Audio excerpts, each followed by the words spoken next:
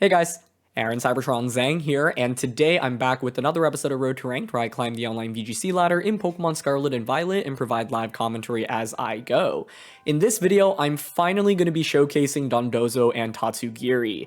This is a combination that has really had a chokehold on the format ever since it was first introduced, and I actually have not used it myself. I've used teams that have featured it, but they've never really come out into the battle, which I think is really interesting. So it's finally time to see what this combination can actually do. This is, I think, a very meta-defining duo, and so it's helpful to learn how to use it so that you can also better learn how to beat it as well. And so I'll talk about some weaknesses that Dondozo and Tatsugiri also suffers from. But yeah, as always, I'll do a quick breakdown of the team. If you want to just skip to the battles, check out the timestamps in the description below. And thanks so much as always for watching. If you do enjoy it, reading a lot, if you'd consider liking the video or subscribing to the channel, really helps me out a ton. Let's talk about the team.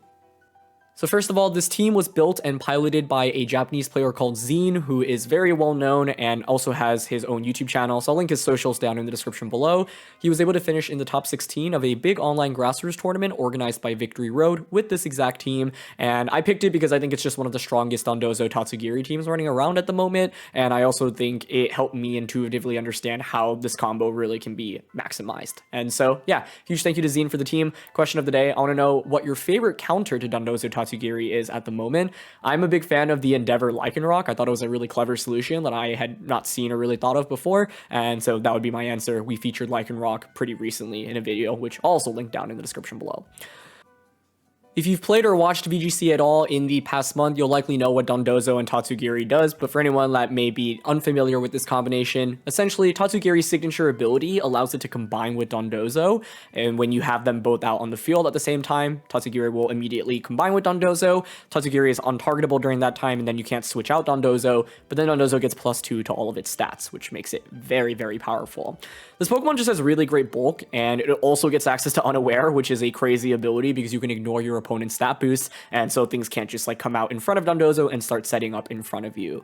And so this Dondozo is adamant. It's not the Jolly max speed variant. It's a little bit slower. With this speed investment, you have enough speed to outspeed everything that's under base 100, but keep that in mind because I kind of got used to playing with Jolly Dondozo since a lot of teams out there that utilize this combo currently are Jolly max speed, and so it's a little bit more offensive. You only have 116 EVs in HP. Everything else is in attack and speed. And the idea is that you can just dish out obviously large amounts of damage when combined with Tatsugiri. This set actually doesn't have Order Up, which sometimes you'll see players utilize because of course Order Up can give attack boosts, which is very, very powerful. And so the idea is that Dondozo here has Substitute to block, potential status conditions like Will-O-Wisp or Spore. You have Protect for Leftovers Recovery, and then just Wave Crash plus Earthquake to kind of maximize your damage output. And so yeah, I think one thing to keep in mind when you use Dondozo Tatsugiri is ask yourself, when should I actually bring it out on the field versus when should I, conserve it? And my, kind of thought process, and you'll see during the battles, is I kind of think, okay, what are the counters to Dondozo Tatsugiri, and can I beat those counters early on so that I can set myself for a really amazing endgame with this duo? You can also lead this combo, but I think it's really volatile, so I'd really caution you in doing that, because once you commit to it, you have to commit to it, right? Like there's no getting out of it. And so that's one thing to keep in mind. Grass Terror exists here to kind of patch up the weaknesses to both grass and electric, which is really nice, and just gives you some nice defensive capabilities. The Tatsugiri is a Focus Sash variant. You'll see different ways for people to run this. Like sometimes you'll see the Toxic Orb, for example, Citrus Berry, Choice Scarf, just to name a couple of items. Tatsugiri also gets some nice supportive moves, but this thing can still hit for decent damage, right? You've got base 120 special attack at the end of the day, and so don't forget that you can actually utilize this for overall damage as well as speed control via Icy Wind. And with the Focus Sash, it's a little bit easier to switch Tatsugiri in without, feeling like you're just going to lose it immediately. And so there's a little bit more insurance against that, which is really nice. The rest of the team has some interesting parts. You've actually got Choice Band Arcanine here, which I think is a set that is kind of a little bit underrated right now. This thing, first of all, gets Intimidate off, which is really nice, but you also just deal massive amounts of damage between Flare Blitz, Psychic Fangs, Extreme Speed, and Close Combat. Psychic Fangs in particular, by the way, can be valuable in breaking through screens, which can be really annoying for Dondozo. And so you also have Normal Terra with Extreme Speed. This combo just deals massive amounts of damage. And so I think this is actually one of the prominent Terra users with this team, and don't underestimate the amount of damage you can get from Extreme Speed, plus, yeah, Admin Choice Band Arcanine. You also have Choice Scarf Gholdengo, which is pretty cool. I think most people, when they see Gholdengo, expect something like Life Orb or Choice Specs, for example, or maybe a Nasty Plot set. But with Choice Scarf, you can catch a lot of Pokemon off guard and just outspeed them before they're able to move. And that's a really big deal because Gholdengo does, suffer from, for example, going up against Meowscarada. With this, you can actually outspeed Meowscarada before they move. Steel Terra is pretty common to get rid of that Ghost typing, so you get rid of your weaknesses to Dark as well as Ghost, for example. Finally, to round out the team, you've got Babiri Fire Terra Sylveon with Terra Blast. The idea here is this just gives you a better matchup into the Gholdengos as well as other Steel-type Pokemon, like, for example, Flash Cannon Hydreigon, Steel Terra Hydreigon. And so it's interesting because you have two kind of defensive options against those steel types, but sometimes you'll commit your Terra to Dondozo or Arcanine. Sylveon doesn't have the ability to Terra, and so Babiri helps to survive, for an extra turn, get that extra Hyper Voice off that your opponent might not expect. Fire Terra with the Terra Blast, really valuable into steel types, of course, and also a good defensive tool. And so, yeah, I'd say because you've got the Babiri Berry, you don't need to commit to Fire Terra as much, but consider it when you want to go for Terra Blast in particular. I think that's when it's really, really strong. The final Pokemon here is just a Life Orb Jolly Meowscarada with Overgrow, and you just kind of maximize your damage output between Sucker Punch, Knockoff, and Flower Trick. So there's a lot of different ways you can play with the team, right? But generally, if I'm bringing Dondozo Tatsugiri, I would have this in the back and then figure out a lead that applies a lot of pressure immediately. For example, Arcanine plus Sylveon is the lead that I like, but I feel like any combination of Arcanine, Gholdengo, Sylveon, Meowscarada as the lead is honestly really strong, and then Dondozo Tatsugiri in the back is definitely the way that I've been playing with it, but there's a lot of flexibility. And yeah, I think the main thing with Dondozo Tatsugiri is how do I safely bring it out and then just sweep with it? Because you don't want to just bring it out and then have your opponent have a hard counter to it and then shut you down immediately. So yeah, I also, of course, now want to take some time to talk about the weaknesses. So yeah. When it comes to countering Dondozo, there's definitely a lot of counterplay out there, but that doesn't necessarily mean it's easy to actually execute, especially because smart Dondozo players know of a lot of the counterplay that exists out there and will play accordingly. So keep that in mind. Everything I'm about to list I think can be valuable, but it doesn't just instantly win because you have to figure out how to position it correctly and kind of try to bait your opponent to bringing Dondozo so that you can deal with it accordingly. Naturally, though, Haze is one of the more common counters people are using right now that's used on Pokemon like Murkrow, Gengar, and Palafin. The thing about Haze is it is just a really good move overall, but as you may have seen, basically a lot of Dondozo teams now do a great job of baiting out Murkrow and forcing the opponent to pick Murkrow, making it a relatively bad pick for them, especially if Dondozo does not come out on the field, or if you're able to just knock out Murkrow early on. So Haze Murkrow doesn't just solve Dondozo. It can help against it, but you have to keep in mind that a lot of Dondozo players are going to be, aware of when to actually bring out Dondozo and when to, just completely leave it out of the battle. But I'd say, yeah, Surprise Hazes can be valuable. Clear Smog can also be good, but, Substitute is picking up on Dondozo, so keep that in mind. I think Status Conditions overall can be really valuable if you're able to get them off before Dondozo is able to set up a substitute, whether it be a Burn, for example, or Sleep. So that's something you can look towards. In addition, naturally, Intimidate is fairly valuable, so being able to cycle in things like Arcanine or Salamence, for example, in and out can be really strong. I think when fighting against Dondozo, you really want to figure out what Terra type it is sooner than later, because the Terra just opens up a whole dimension of defensive capabilities that you don't necessarily know about until they go for Terra, right? Naturally, one cool counter to Dondozo you would think about is just, oh, Meowscarada Flower Trick guaranteeing a crit. That's awesome. But with Terra, Dondozo often is just going to turn into something like Dragon or Steel or Grass and get rid of that weakness to Grass. And so it doesn't necessarily work. But it could be great if you get your opponent to Terra something else. Then, you can just use super effective Grass and Electric type attacks, which is fairly valuable. Opposing Dondozos can also be interesting. For example, I ran into the Sleep Talk Rest variant, and I felt like I just had no way to beat them with this Dondozo set. So finding unique ways to utilize your own Dondozo can also be valuable into this. I think naturally, even with the Terra stuff that I was talking about, strong Grass and Electric type Pokemon at least apply pressure to Dondozo and force it to Terra. And once you force it to Terra, you can take advantage of its new weaknesses from whatever Terra type it's turning into. There's also some other creative counterplay that I've seen, whether it be Endeavor, Lycanroc, that we just featured. You get Dondozo down to 1 HP once you're at Focus Sash with Lycanroc, which can be really valuable, and then just finish them off. That exists. Perish Song can be really valuable, where you have a Perish Song user, bring it on the field, and since they can't switch out Dondozo or Tatsugiri, you get the Perish Song off and essentially stall out Dondozo while it's out. Gothitelle has been picking up in usage a little bit, and that's valuable because it prevents your opponent from switching out. So, they're often going to have one of Dondozo and Tatsugiri out on the field, and then with Gothitelle, you just prevent the other from switching in immediately, which can be really tough for them. Fake out cycling is also something that can be valuable into the duel, where you have multiple fake out users, and then you just gotta keep cycling it back in and yeah, keep basically disrupting it and preventing it from actually getting an attack off. I've also seen Choice Scarf, Final Gambit, Annihilate as a solution where you get a little bit of damage on a Dondozo, enough where then even if it's max HP, Final Gambit can finish it off. And so that's just a list of some of the Pokemon I've seen. One other thing actually to talk about is taking advantage of Dondozo's Unaware. You can use things like Hydreigon, for example, and go for Draco Meteor, and Dondozo's Unaware basically means that Hydreigon does not actually feel those stat decreases when fighting against the Dondozo. So you can just keep launching Draco Meteors without having to switch out, which I think is also pretty interesting. But even with all of those, it doesn't necessarily mean that it's easy to beat this Pokemon. And I've also seen some very specific like Terra combinations, like Fairy Terra on Gastrodon as well as Fairy Terra on Skeledirge, and the idea is to kind of just stall out Dondozo because you have better recovery, whether it be through like Recover or Slack Off, for example. So yeah. Anyway, just some food for thought if you're looking to counter this duo. Okay, for this one, we've got Murkrow, Gholdengo, Hydreigon, Amoonguss, Gallade, and Rotom. Now, David Kotesh, who's a player who finished in the top 16 of last year's World Championships, or I guess still this year's World Championships, 2022, got to number 1 on the ladder very early on in Scarlet and Violet with, it's either this team or like a slight variation, because I don't remember Rotom Wash being on that team, but I could be wrong. So they have Murkrow, which means Dondozo and Tatsugiri we want to think about, but we don't necessarily want to commit to it. Like, it could be more valuable in the back, for example. I think the main thing to watch out for is something like a Murkrow plus a Hydreigon or Gholdengo lead. And so Choice Band Arcanine is fairly interesting into that. You know, Scarlet is interesting. We've got Choice Scarf Gholdengo on our end, but I don't know how great that is. The Babiri Berry on Sylveon certainly helps here.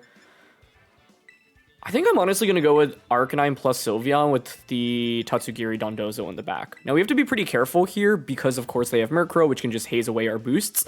But I am here to just showcase Tatsugiri Dondozo as much as I can, especially because all the other previous teams I had featured with this duel, like, I just couldn't really bring out very much. But I think here they might be inclined to like go with early Murkrow. So we'll see. Often what happens is like in these matchups, our opponents will like conserve Murkrow, and so like they won't lead with it, and then they'll have it as like the third Pokemon to bring out. And so yeah, I just want to see how I can utilize Tatsugiri and Dondozo even into Murkrow teams. And there it is, the Murkrow lead. Okay, so it's gonna be Murkrow and Hydreigon. Our goal should be to just eliminate Murkrow as quickly as possible, because if that faints, then it opens the door, obviously, for our Tatsugiri Dondozo combo. Tailwind is likely here. We've got Babiri Berry, so even if they're like Flash Cannon, for example, it's not the end of the world. One thing to consider is how valuable is Grass Terra for me in this game with Dondozo. It'd mainly help against Spore as well as Thunderbolt from Rotom. Because like, here it's likely Hydreigon Terras and goes for like Terra Poison into or Terra Steel into Sylveon. So like, I'm actually kind of tempted to go for Choice Band Extreme Speed onto Murkrow, Terra, and Hyper Voice here. Because I don't think I really need the Grass Terra on the Dondozo. And with this, I think it's going to be very hard for them to get a one-hit KO onto me. On turn 1, I should be able to eliminate Murkrow. So they're going to be Fire on the Hydreigon, which is fine. With Hydreigon, the Terras like I would say you should generally expect are Steel, Poison, and Fire currently. But I'm totally okay with that. I don't really care about knocking out Hydreigon right now. It's all about enabling Dondozo and Tatsugiri in the late game. And so this is why I'm prioritizing knocking out Murkrow so much. And the Terra on Sylveon here was just to cover for a potential Terra Blast from like Choice Specs, Poison Hydreigon, as well as Flash Cannon. Extreme Speed itself just does a ton of damage there. No eject button. I actually like should have mentioned the possibility of eject button. That could have been a little bit ugly for me, but fortunately that's not what comes out. And they're actually going to reveal Snarl. Very cool. Okay. Now, when I see Snarl, I normally expect Assault Vest. So I'm curious, but that did so much damage onto the Arcanine, it feels like Choice Spec still. Either way, though, I accomplished what I was looking to do here, which was knock out Murkrow. Now they won't be able to go for Haze onto the Dondozo. And so, yeah, this is one example of how you can bring Dondozo and Tatsugiri out into a matchup even when your opponent has Murkrow. And the reason, like, I felt like my opponent might be compelled to go for the Tailwind route in this game is because otherwise, like, you know, I've got Gholdengo, I've got Meowscarada. You've got to be a little bit worried about those, right? Okay, so Rotom comes out. I still have Choice Band Extreme Speed here. I'm at -1 right now. This is where committing my Terra to Sylveon ends up being kind of a waste, whereas if I had Grass Dondozo, like, you know, it'd obviously be a little bit more favorable. I think here I'm down to just get the Extreme Speed off into Rotom. I'm actually pretty interested in switching Sylveon out right now, but I suppose they might just Thunderbolt plus Snarl again. I think they should KO Arcanine, though, and this would allow me to reset my special attack drop. I don't hate the idea of conserving Focus Sash, though. Okay, I will just go for Hyper Voice here. So we'll get Choice Band Extreme Speed off once again. Does around 40% to Rotom. They will Dark Pulse into the Arcanine, so yeah, you are not Choice Specs. And Thunderbolt here into the Sylveon slot. That's interesting, okay. They ended up not opting for Hydro Pump onto either slot, so maybe not wanting to risk a miss, but that's pretty huge because now the Rotom's just an Extreme Speed KO range. Now, the best way for them to get around it is obviously to just protect Rotom here. It's interesting, I could read into a Protect. Rotom is obviously a little bit annoying still with Thunderbolt and Will-O-Wisp pressure onto Dondozo, so I would like to eliminate that if I can. I think here I'm down to Extreme Speed and switch out into Tatsugiri. If Rotom protects, that's fine. I bring out Tatsugiri, and then I can... Oh, they actually switch out. Okay. That makes sense. Gholdengo? It's going to be Gallade. Okay. Cool. So, like, basically, we've gotten to a point now where we've almost stalled out their Tailwind, and once Tailwind expires, like, it's time for Tatsugiri and Dondozo to come out next to each other, right? So, bring Tatsugiri out now. Get another Choice Band Extreme Speed. This thing is putting in so much work. That was a critical hit, so quite lucky with that. Dark Pulse comes out now onto Tatsugiri. And now it is the last turn of Tailwind on their end. I think Rotom's accomplished...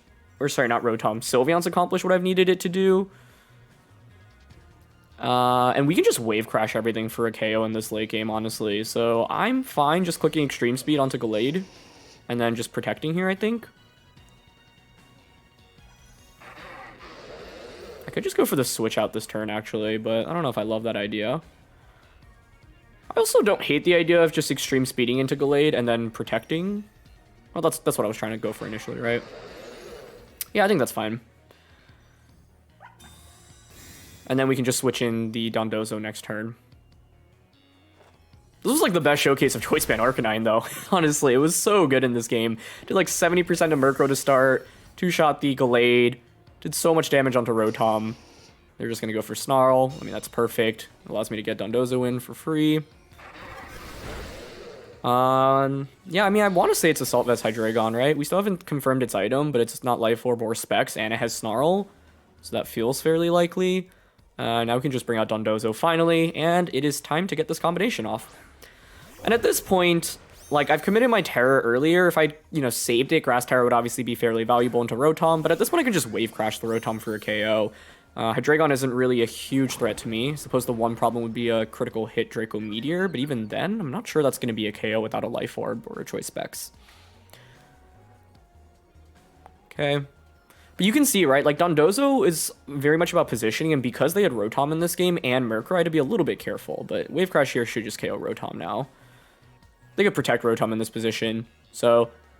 I don't hate the idea of actually protecting Dondozo on the first turn here just to scout out for a potential protect, but there's no protect coming out, so Wave Crash here into Rotom's going to be a KO, and now that Hydreigon is Fire Terra, we'll be able to just KO them the next turn. A little bit of recoil, probably a Draco. No, they actually just go for Dark Pulse. Okay. You can see Dondozo with these boosts really does not have to care much for it. Beautiful. Leftovers heals us back up, and now we can finish things off with Wave Crash. Cool. So, like, yeah, you can see how by eliminating Murkrow early on, I knew we would be in a good late game position with Dondozo, but because this Dondozo does not have Order Up or Terra Blast, for example, our damage output into Rotom was actually not amazing.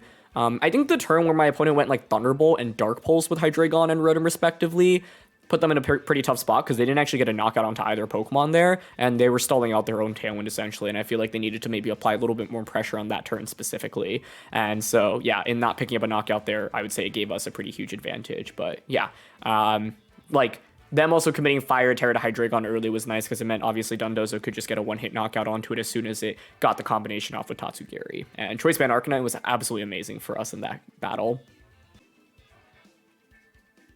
Okay, never thought we'd see two Gallade Murkrow Hydreigon teams back-to-back, but that's really interesting. Excuse me. I think I'm just going to go with the same approach as the last one, honestly. Arcanine, Sylveon lead. The Babiri plus the Fire Terror is really nice as an answer into Gholdengo. And then Dondozo Tatsugiri once again. But I think it'll be interesting if my opponent, for example, has Dondozo Tatsugiri, in the, Murkrow in the back this time rather than leading with it. Because I think that last game, I felt really confident as soon as Murkrow fainted after turn 1.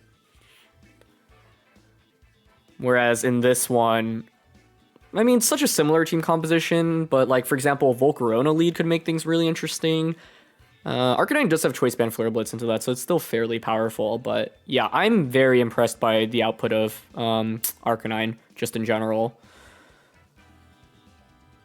And one thing that didn't happen the last game, like that I mentioned, you know, is the possibility of eject button. Because it could have been kind of awkward if I ejected the Murkrow out, because then they can conserve it for Dondozo later on.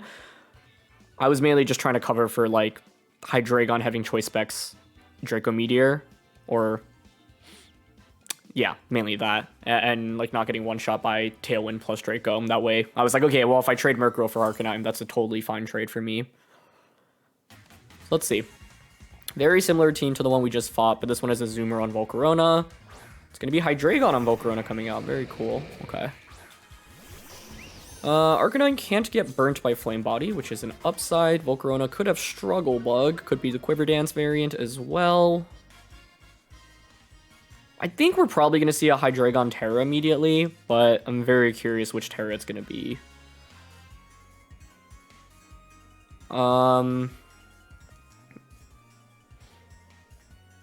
See, the thing is, I could switch out right now, but I think they're really going to have Murkrow in the back, and I just think I really have to respect that option. Volcarona's not a problem here. It's mainly Hydreigon, but this could Rage Powder. I'm actually going to go for the Extreme Speed here. And Hyper Voice. I expect Hydreigon to Terra here. Okay, let's see what it is. I don't know if, like, the last game I went for a very conservative Terra with Sylveon just to cover for Poison Hydreigon. It's not that common. It's going to be Fire again. Very interesting. Okay. Looks like Fire is definitely picking up because I've seen primarily Steel and Poison. But back-to-back Fire Terras. It's pretty cool. Okay, Bandit Extreme Speed does just under half. They're going to Fiery Dance here. That's fine. Into Arcanine. I think we should survive a Dark Pulse, but they're going to go for Draco. Okay, nicely done. Nicely done. What's interesting, though, is even if they haze away my boosts in this game, it's not the end of the world, but that was a very well-played turn 1 by my opponent, in my opinion. Citrus on Volk. Okay. I'm going to bring out Dondozo now, but I think this is where things get interesting. I am not going to switch in Tatsugiri. Like, right now, Sylveon actually just provides me more utility than Tatsugiri. Oh, I guess, like, because of Unaware, you can actually Draco the Dondozo and not have to worry much. But I think here I am just going to go for Wave Crash onto Volcarona and then Hyper Voice. We'll see if they switch Hydreigon out. I would just stay in Draco if I were them. Curious about Volcarona. If it has like a grass type attack like Giga Drain, for example, that could cause some problems. I don't know. I could have gone Flare Blitz with Arcanine, but if they're max speed Hydreigon, I just get outsped anyway, right? Yeah, really nicely done to just eliminate Arcanine immediately. Oh, Volk actually switches. Okay. What's coming out? Murkrow? Okay, that's a pretty big deal, because I should just knock out Murkrow here this turn. Hydreigon Protect here would probably just lose them the game. Oh. Okay, well, now I have to win the game given that I just said that, so... But this is like, imagine if I had switched in Tatsugiri here. It would have been so much worse for me, right? Okay, we'll have to see if we actually get the knockout with Hyper Voice here. I think Murkrow might survive, but if it's a KO, like, it's just a free switch in now into Tatsugiri and Dondozo just goes off. Yeah, that was, like, the best possible turn I could have asked for, in my opinion. Murkrow's down now, and you committed your Terra to Hydreigon. It's fire, so Dondozo... And Dondozo's fighting 2 Fire-type Pokemon in Hydreigon and Volcarona right now, right? So we are super well positioned at this point. Azumarill comes out. I wonder if that is Perish Song. That'll make things pretty interesting, in my opinion. I am just going to go for Wave Crash now into Hydreigon and then switch into Tatsugiri. I'm curious if Azumarill has some crazy move here that I won't expect onto the Dondozo, but either way, even if, like, we just have a pretty huge advantage right now. I think the main thing to worry about is a burn from Flame Body with the Volcarona coming out right now. I think that's the smart switch. We don't have to worry about Belly Drum on Azumarill because of Unaware, which is really awesome. And yeah, being able to just eliminate Murkrow is great. I think this game highlights, though, don't always just think about switching in Tatsugiri immediately, because if I had switched Sylveon out for Tatsugiri, I would have been in really bad shape. Like, you can consider just using Dondozo by itself, right? Yeah, it's not going to deal a huge amount of damage, but it can still be fairly strong. And I would think if I had switched Sylveon out there, they would have just been able to haze with Murkrow, and it would have put me in a much worse position in this game. But now Dondozo just goes off. Wave Crash into Volcarona. Excellent. Even if Flame Body happens here, it's not even the end of the world, in my opinion. Because like we'll still just have a fairly strong Wave Crash into Hydreigon. Just play rough. Excellent. Yeah. I don't think Azumarill can really do anything into us. I could consider Terroring into Grass. I don't think that really does anything. In fact, it would make me weak to fire type attacks. Hydreigon comes back out. That's fine. If Azumarill's best option was play rough there, I think here, we don't need to really get greedy or anything. We can just Wave Crash. And the reason we'd want to Wave Crash here rather than going for a Protect is because I'm worried about, like, Tailwind Hydreigon. Oh, you know, I could always substitute, I guess. That would cover for a Protect option here. Nah, I'm down for Wave Crash. Like, I think Hydreigon probably protects here, but if they get greedy and not, yeah, we just win the game. And basically, in my head, I was like, even if they Protect there, like, Azumarill play rough critical hit, I don't think even knocks me out, so I don't have to be that worried. Now with the recoil, though, a play rough might actually KO me if they crit, so we'll see. Okay. Play rough. Yeah, perfect.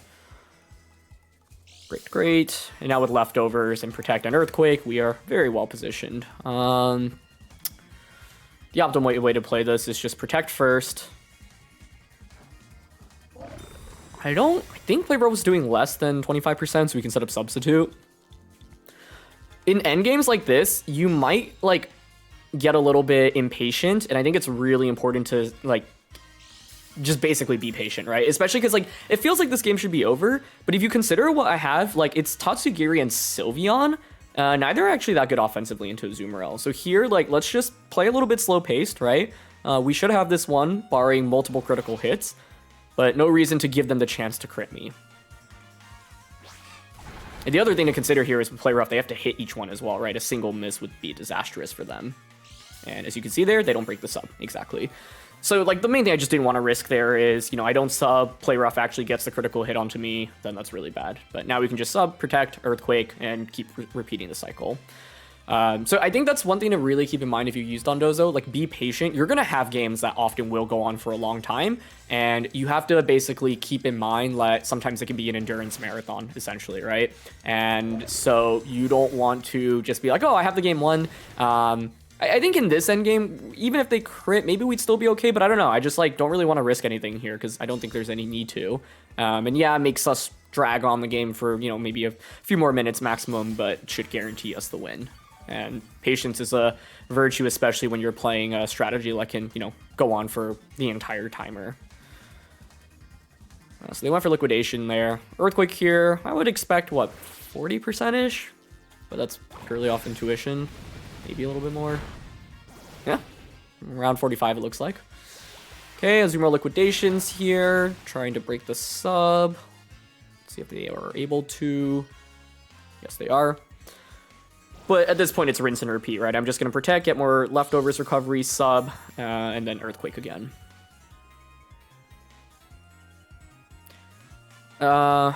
It's mainly, I guess, the question of whether or not you have Citrus Berry. Honestly, at this point, I was talking about patience, but given that a Sylveon's still at full health, I think even a crit here actually is fine. So I'm just gonna Earthquake.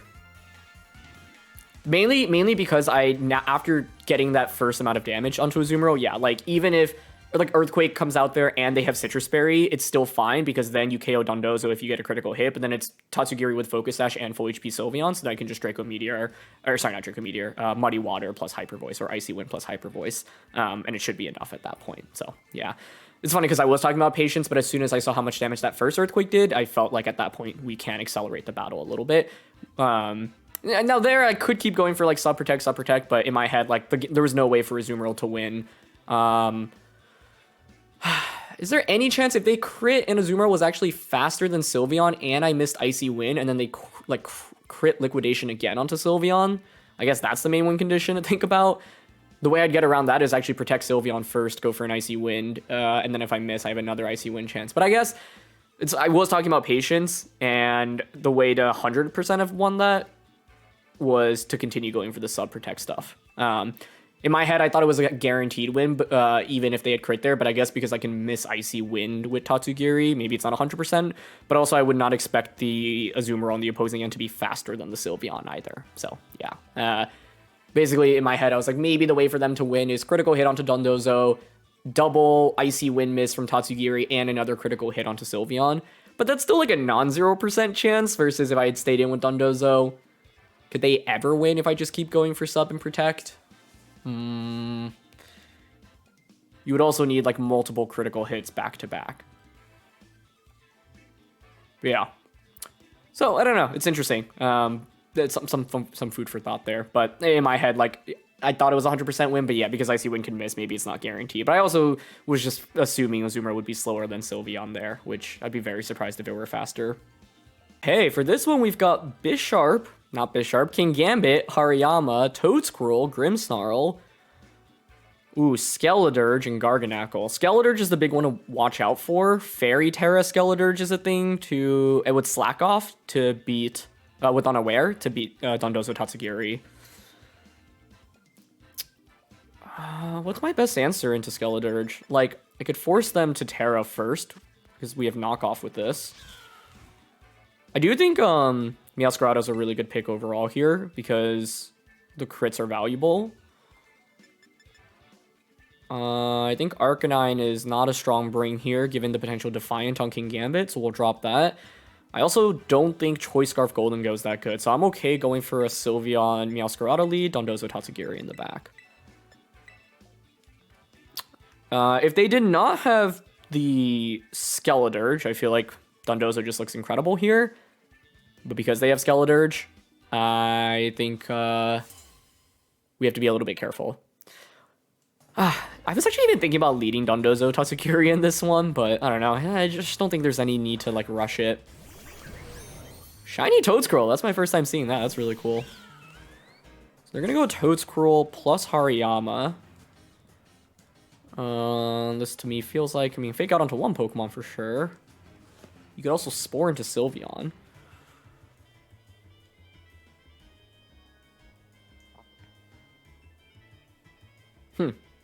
This is pretty interesting. I mean, Toadsquirrel Spore isn't really that scary. Like, honestly, turn one, I'm kind of down to just go for the Flower Trick.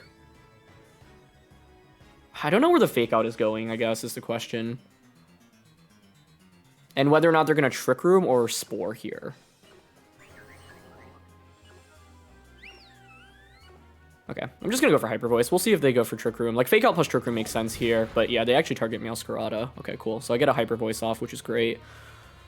My main question is whether or not they're going to opt for a Trick Room here or a Spore. It is going to be Spore. Okay. I mean, that's fine with me, right? Because I can... Do I want to Sucker Punch here? Into Hariyama? I don't know if that's enough for a KO. Just worried about Hariyama having... Does it still get Bullet Punch? I think so, right? We're Overgrow here, so we don't lose our typing. Meaning I can't get Spored. I think I am just going to Flower Trick here. Hyper Voice. They go for Rage Powder. Okay. Well, that would have directed away a Sucker Punch, but... There's Flower Trick. Well, actually, no. Because it's grass typing, you also don't direct it away, right? No, never mind. Because we would stay grass typing with Meowscarada. Since we're not Protean here. Okay. Well, that worked out well. I'm trying to mainly, like, bait out Skeledirge. It's still not come out. Garganacl comes out, actually. I mean, you're more or less forced to Terra here, I would say. Terra Ghost could make sense. I could knock off to actually get rid of its item. Otherwise, Flower Trick would just KO. I'm down a knockoff here this turn, I think. And then Hyper Voice. And they're going to go for Terra. Terra Ghost here and then knockoff into that would be the most satisfying feeling, I think. So what Terra are you? Nice. That feels good. Okay. We are going to get Life Orb knockoff into that. Does so much damage. It's Rocky Helmet. That's pretty cool. Okay. So no more Rocky Helmet for you. We're going to take Life Orb and Rocky Helmet damage. Sylveon stays asleep. That's fine. You would expect Trick Room at this point, right? Salt Cure into Sylveon. Yep. I think if Trick Room doesn't go up here, they lose the game. Nice. All done. Okay. Well, Body Press now into Meowscarada is fairly strong. I think this turn is interesting. Do you go for Body Press or do you go for Recover? Because I have Sucker Punch. So if I expect them to recover, for example, I can Flower Trick instead. I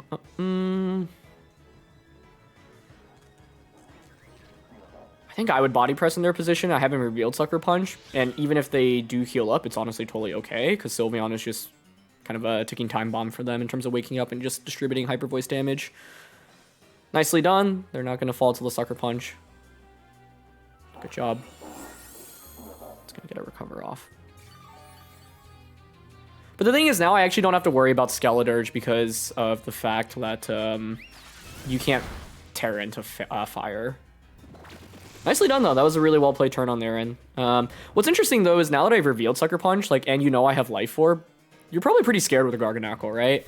I would maybe consider Iron Defensing here, so I think this turn I am just going to go straight for the Flower Trick. And then Hyper Voice again. This is where Toadscroll's ability is pretty interesting, by the way, because it actually allows it to Spore the Sylveon after. Well, actually, Toadscroll would probably be faster than Sylveon anyway. Because Sylveon, I mean, Toadscroll's base speed is just pretty high. Toadscroll actually switches. Okay, that makes a lot of sense. What's the last one? It's Grimmsnarl. Okay. Yeah, I mean, late game, Dondozo Tatsugiri is looking pretty sweet for us right now. Yep, they go for Protect. Cool. Like, they have Trick Room up. I mean, they are getting pretty good value out of Salt Cure right now. So that's good for them. We're going to Flower Trick, but like they're just slowly stalling out their Trick Room. At some point, I should basically target around the Garganacl. Like that way, it would have been better to get that off into the Grimmsnarl slot, for example, but that's fine. I do think I should consider switches into Dondozo and Tatsugiri right now, but I don't want to get Salt Cured. Like I want to set up a sub, or just Wave Crash this. I think I'm okay just clicking Flower Trick here. And Hyper Voice. I feel like I'd probably play this a little bit more optimally. Nicely done. They just go for Body Press there, so not very afraid of Sucker Punch at this point. I think the way they played Garganacl in this game is very nicely piloted.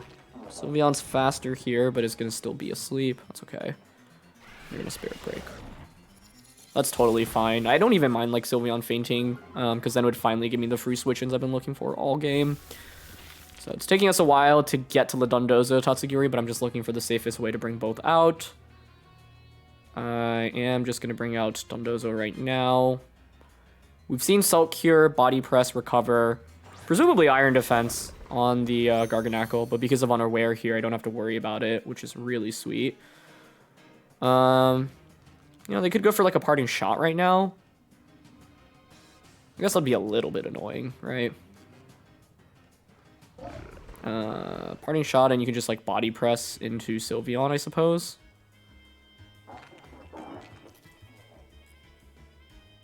That is a little bit annoying, isn't it? Like, Sylveon staying for asleep for as long as it hasn't actually been super good for me.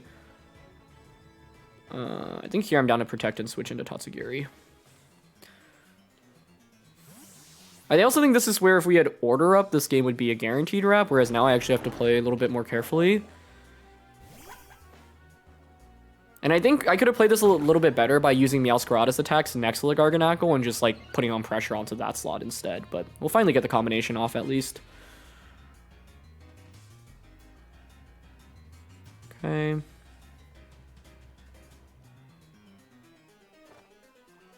There's the Protect from Dondozo. Good recover. No Parting Shot, which is interesting. But I guess I could just Parting Shot this next turn, right? They're gonna Spirit Break. Okay.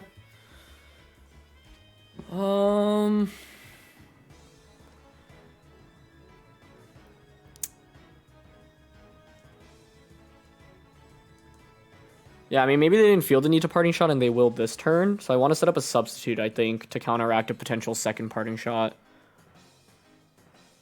And if they don't actually have Parting Shot here, it puts them in a really tough spot.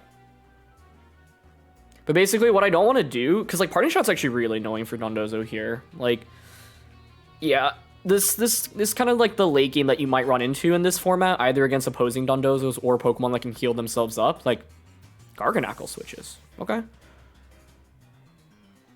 I guess they didn't have any, I mean, there's like no reason to stay in there. Toadscroll switches out. Okay, and they don't have Parting Shot, which I think is a huge deal. Because now I have +2 Dondozo out relatively safely. I also have Grass Terra, so I don't have to worry about Spore from the Toadscroll. So we should be very well positioned at this point. Okay. They do get Reflect Up. I am just going to Wave Crash here into the Toadscroll slot.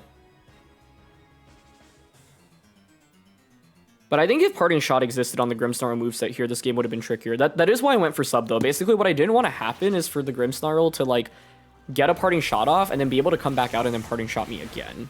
And even with Reflect Up, we still get the KO there with Wave Crash. Excellent. Okay, Toadscroll will faint. We'll take a little bit of recoil, but that's fine. Continue to heal back from leftovers. And they're just going to Spirit Break. Great. So yeah, I mean, we should win this in the long run, I think. Like, Reflect is going to stall out at some point, and... is there any reason to consider Terra with anything else I have in this team? Sylveon's not even guaranteed to wake up, right? We might stay asleep for another turn. Grass Terra helps against Salt Cure. Yeah, I mean, it's fine to just Protect here, right? Like, we're just stalling out their Reflect right now. And getting Leftovers recovery. Their team is fairly passive in terms of damage, right? Like, Grimmsnarl, Garganacl, Toadscroll. But Garganacl can deal really good damage if it gets the Iron Defense Body Press combos going, obviously. Yeah, they just keep clicking Spirit Break, that's fine. This endgame might take a while, kind of similar to the previous one, but I feel very confident about our position. And in this game, I don't even have to worry about crits, in my opinion. Okay.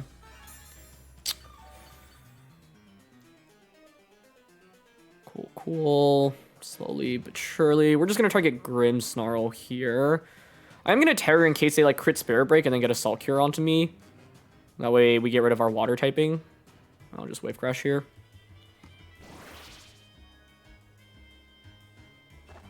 It's interesting that the sub like pops back out before the Terror animation happens. At first I was like, wait, did I not click the Terror animation? Why is sub disappearing? But I guess it makes sense. Like, the Dondozo has to come out in order to actually get Terra'd, not stay behind sub.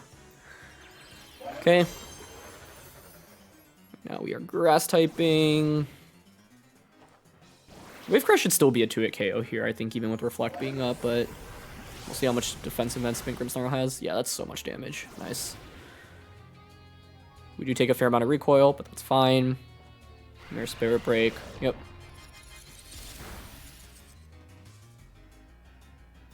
Okay. and they Iron Defense, but we don't have to care about Iron Defense because of Unaware. Makes sense for them to go for it, though. It's like in the off chance I'm not Unaware, at least you can, you know, start boosting up against me, and that would be fairly good. I wonder if Earthquake just KOs now. How many turns of Reflector left? It's 1, but it's likely, you know, dual screens here. I'll just guarantee the KO on a Grim. Because, like, the Earthquake on a Garganacl is not really that important here anyway. And we should be good in this long run. They set up Light Screen, but that doesn't matter at all. I mean, it helps against Sylveon and Tatsugiri if we got to that point, but I think Dondozo should just win us the game here. Nice Wave Crash. I'd say the main thing I needed to watch out for in this battle was the Skeledirge with Unaware. Like, Dondozo can just lose against that 1v1. And the idea is you have Fairy, Skeledirge, and you can just slowly stall things out because you have Slack Off, so your recovery is slightly better. And then with Unaware, you don't care about Dondozo's boosts. Okay. Yeah, 3 turns of Reflect left. So I'm down to Protect here. Protect, sub, Protect, Wave Crash, Wave Crash. It's probably the sequencing here. Nicely done. They're going to go for another Iron Defense. It's fine, though. Like, I don't care because of Unaware.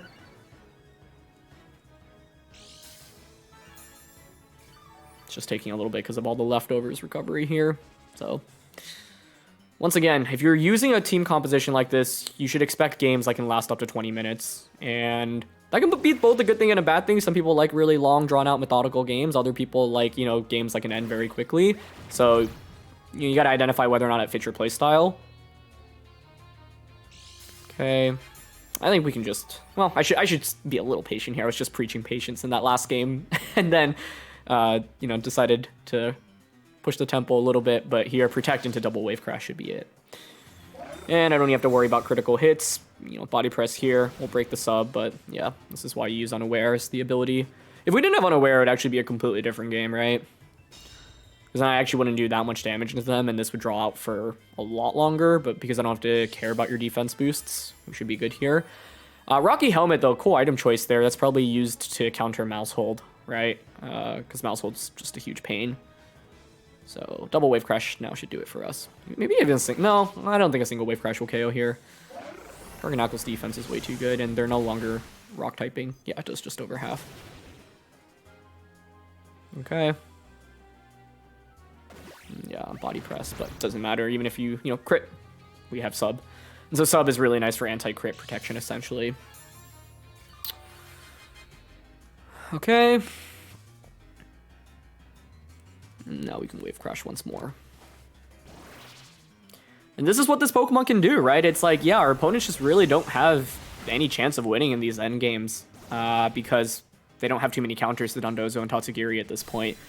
And I think, yeah, you know, the thing that makes this set a little bit different is the lack of Order Up. Order Up is fairly common on a lot of Dondozos. This one is just meant to deal kind of a little bit more damage immediately. And, yeah, start pushing the tempo, especially in, like, the mid to end game. So that's what happened in this battle, evidently.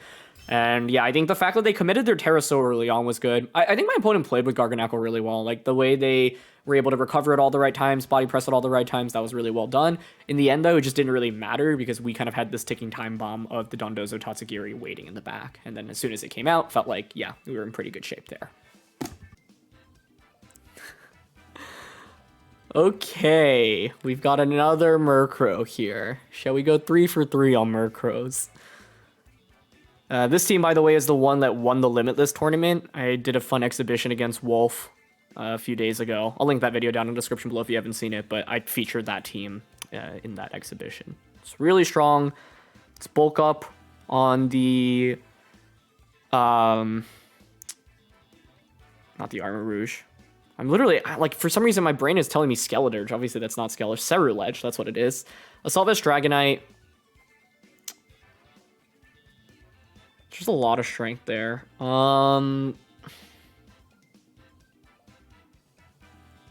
Like, Sylveon and Arcanine has worked, honestly, really, really well. I think Choice Scarf Gholdengo is interesting. My problem, once again, is just, like, they can just go Murkrow and then outspeed Gholdengo. So I'm going to go with the same combo. Sylveon, Arcanine with Dondozo Tatsugiri. Meowscarada, if they didn't have Tailwind, it would be amazing here. You could actually bring Meowscarada here if you predict them to not lead Murkrow, which I think very likely could be the case. But I'm running out of time here, so it's too late to change anything. I do think that's actually really interesting to consider. But alas, I'm not going to do it here. So, yeah, like we have a bunch of things to clear here. Hydreigon, Gengar. Yeah, Meowscarada would have worked here.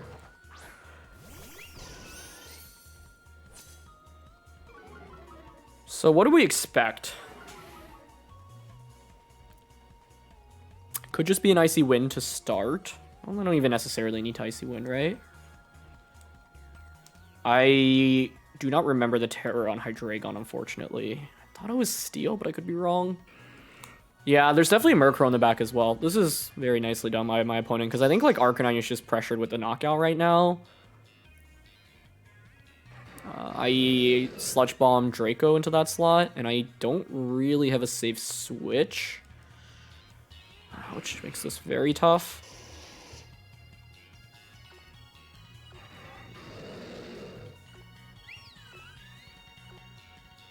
I just went for Hyper Voice Close Combat. Oh, Hydreigon protects. Okay, I did not actually consider that as an option. Oh, wow. I actually really like that play. The only thing it really loses to is like me going for Hyper Voice and Flare Blitz onto Gengar. Hypnosis is normally pretty high variance as an attack, but I think actually that was a really good demonstration of how you can utilize it, because like Hydreigon Protect just puts them in a fairly good spot. So I really like that play by my opponent, honestly, because even if they miss there, it wouldn't be the end of the world. And if you hit, now you're in a much better position. Very interesting. Okay. This is not looking good. I'm gonna be honest with you all. Like, yeah, Dragon actually switches though, so they're playing a little passively with it. Into Dragonite. Makes sense. You know you have Assault Vest, so you're not as worried, and Sludge Bomb here is gonna be really strong. Close Combat does a ton though. I mean, if Sylveon manages to wake up here, that was a crit, that makes sense. Sylveon manages to wake up here and get the Hyper Voice off. So it's a very different game all of a sudden. But it stays asleep. Okay. Here's the problem for me. I think my opponent definitely is going to have Murkrow as the fourth, and the way they've played this early game has been phenomenal. Unlike the previous matches where I was able to eliminate Murkrow, right now it's not easy to do that because they're just going to conserve it until I bring Dondozo out, right? So Sludge Bomb onto Sylveon here feels fairly likely. Arcanine being locked into close combat's really bad for me. I can switch into Tatsugiri here. Okay, we can quick attack Dragonite for a little bit of chip, switch into Tatsugiri. Then I can bring out Arcanine, protect Tatsugiri, Choice Band Extreme Speed Dragonite maybe. I still don't really see though like a clear path to enabling Dondozo quite yet if Murkrow is their final Pokemon, which it should be. They're gonna go for a Terra here, okay. Okay. I mean, I don't think Terra Normal Dragonite's actually that scary for me. I could actually just lose this game right now, actually, if they doubled up onto the Tatsugiri slot. Extreme Speed. Yeah, I mean, if they have actually targeted that slot, we stay asleep here as well. I probably just lose. Okay, but they Sludge Bomb Sylveon. I think I have to go into Dondozo.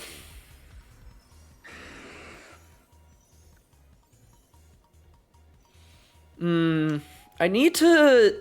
Okay, we're in a really interesting game state right now. Because Dondozo is activated, but Murkrow presumably is in the back. However... What do they do in this position? Because I could still win, actually, even with Haze coming out at this point in the game, in my opinion. Earthquake here is fairly free. Basically, the debate is, do I want to read into something switching out into Murkrow and just Wave Crash it? Because if I were able to predict a Murkrow switch in, that would win me the game immediately. Otherwise, I'm kind of inclined to just click Earthquake right now. I don't know. If I were them, I would not switch personally, but I can capitalize off that passive play. I think I'm going to Earthquake this turn. Okay, they just Extreme Speed. That's probably the best case scenario to run into right now, in my opinion. Yep. Their damage output is just not that great currently in the moment. Gengar's still faster. Oh, I did forget that this Dondozo is not exactly super speedy. It's okay. You know, I think like this is a great example though of exactly why you would want to consider running Hypnosis on Gengar. It's been a game changer for my opponent. Gengar can run Haze, by the way, but the one on the opposing side does not have it. I do wonder if I want to read into the Wave Crash here, because if I were them, I would now consider switching out. I'm going to target Dragonite. Let's see. Yeah, them hitting the Hypnosis and then me getting pretty bad sleep rolls has not been ideal with Sylveon. But this is exactly what you should do, so I can't fault them at all. I think they played this game really nicely, honestly. Another Sludge Bomb. That was a crit? Oh, that wasn't even a crit, wow. And I stay asleep, not fun. I can't even go for Protect, because if I manage to wake up, then they can just Hypnosis me immediately, so I feel inclined to attack here. But yeah, them being faster is a problem. And that's why Gengar is also pretty interesting. It's in a very cool kind of speed tier stat. Okay, so there's another Extreme Speed, slowly chipping away. Gengar Sludge Bombs again, 105 to 40. That is doing so much damage. I stay asleep. Oh. Okay. Yeah, it's tough. Like, Gengar was able to just outspeed Sylveon and Dondozo in this matchup and just put both to sleep immediately. Terra here doesn't even help me.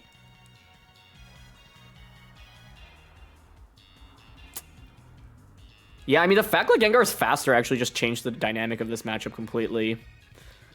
Okay. I'm gonna go for Protect. Like, I don't really see a way to win at this point, because it's Focus Sash on Gengar as well. You know what would have actually really helped me? Oh, it didn't matter. Sylveon didn't wake up. But I was gonna say, if I got a quick attack into the Gengar earlier, that would have helped. But yeah, in this game, I mean, double Hypnosis and then Sylveon taking 2 turns and Dondozo taking 3 was not ideal. But I also just should have thought about the fact Gengar was going to outspeed me there. Because we know Dondozo's base speed here, plus, and what it gets to after the speed boost. But this is why some players just run Jolly max speed on Dondozo, right? Dondozo's just so slow that even at +2, it's going to be slower than some speedy Pokemon. Basically, the hope here is for some reason they get nervous and click Hypnosis rather than Sludge Bomb. But E-Speed Sludge Bomb should just get the KO here. That's a really cool answer, though, honestly. Okay. Sludge Bomb's also just been doing, like, a lot of damage. Yeah. How would I have played this game differently? Because they led really well. Turn 1, they played really well as well. Meowscarada would have helped, because they can at least knock off into Gengar. Yeah, I think, like, if I were to replay this, I'd consider something like Meowscarada plus the Sylveon, because then I can quick attack knock off Gengar immediately to eliminate that. Because Gengar was the main problem for me in this matchup. Scarf Gholdengo is also valuable into that. So, like, I could consider bringing the Pokemon that I didn't bring into this matchup. This game's just over, so I'm not going to drag it down any longer. Yeah. I think, like, I probably could have played it out for, like, another turn or two, but they just had such a sizable lead, and the Extreme Speeds are just doing so much damage.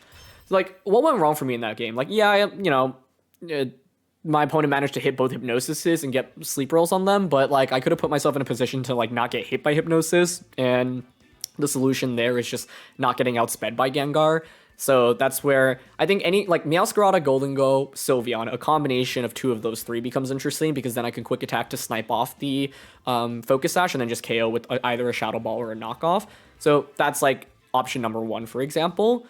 Murkrow didn't even, it was interesting because Murkrow didn't even come out in this battle, right? But Dondozo Tatsugiri got set up, we just never even landed a hit. And so, yeah, I think like that's where deciding like how fast you want your Dondozo to be is also fairly interesting, because like I mentioned, the one on this team is not max speed. So yeah.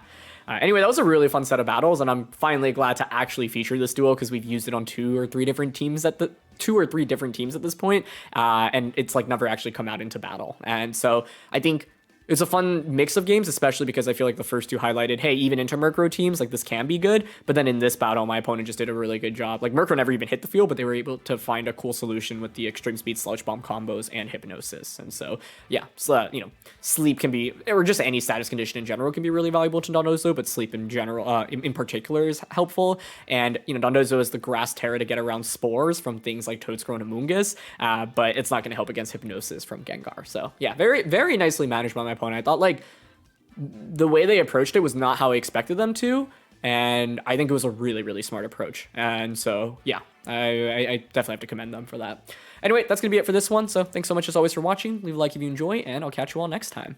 All right, peace.